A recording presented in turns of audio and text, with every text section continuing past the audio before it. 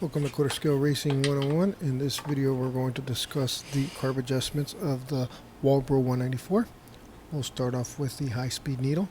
Let's go ahead and turn this all the way shut. Once you feel a little resistance, that's it. That's when you know it's completely shut. We're going to go ahead and go clockwise. Once we feel that it bottomed out, we're going to back it out 1.5 turns.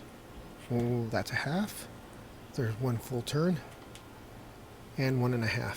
Once we get 1.5, we'll bump it a 16th or 30 seconds of some sort. And this is a set it and forget it. We're going to go ahead and move on to the low speed needle. Okay, we're going to go ahead and do the low end needle, which sits on the top of the carburetor. We'll go ahead and turn this clockwise to close it up. Just lean it out, but we're closing it up completely. We're going to turn till we seat the needle. There'll be a little bit of resistance. Do not overdo this. You do not want to damage the seats. So once you get the little bit of resistance, let's turn it open 2 full turns. Half, 1, 1.5, and 2. That's 2 full revolutions from fully closed. We'll go ahead and start this up.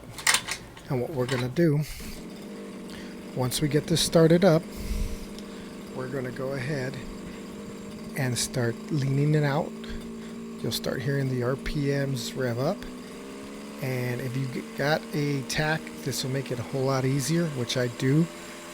Without a tack, you have to listen for the peak RPMs. Go back and forth a little bit, you know, you get up to the peak, and then you'll go just past it, and you'll start hearing it come down on RPMs. So you let it settle for a second and then back it up till you start getting that maximum peak RPM. There you can hear it drop in revs again. So we'll go ahead and start going the other direction again, just little by little. And it takes a little bit of time for these to settle in. So if you can hear it, this is about where peak is.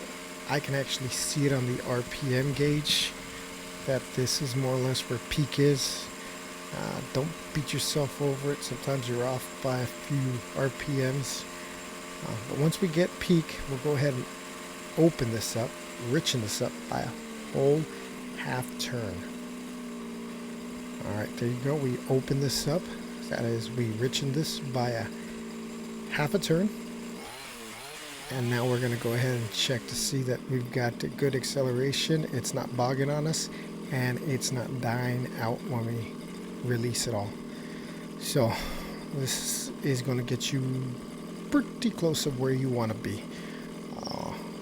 Once you get it on the track, if it starts feeling a little sluggish off or on throttle, it's probably going to need just a little weensy leaning.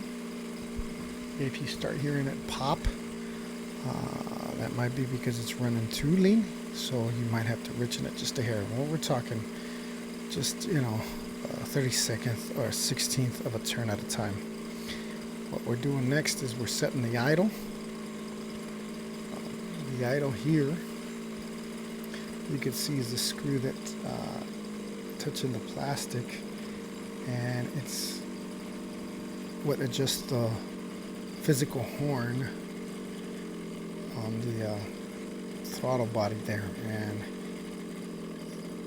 the idle is a preference of how low you want to go. You obviously don't want to set it too low that it turns off when you accelerate and let off, but you don't want it rev up high enough where it starts engaging the clutch.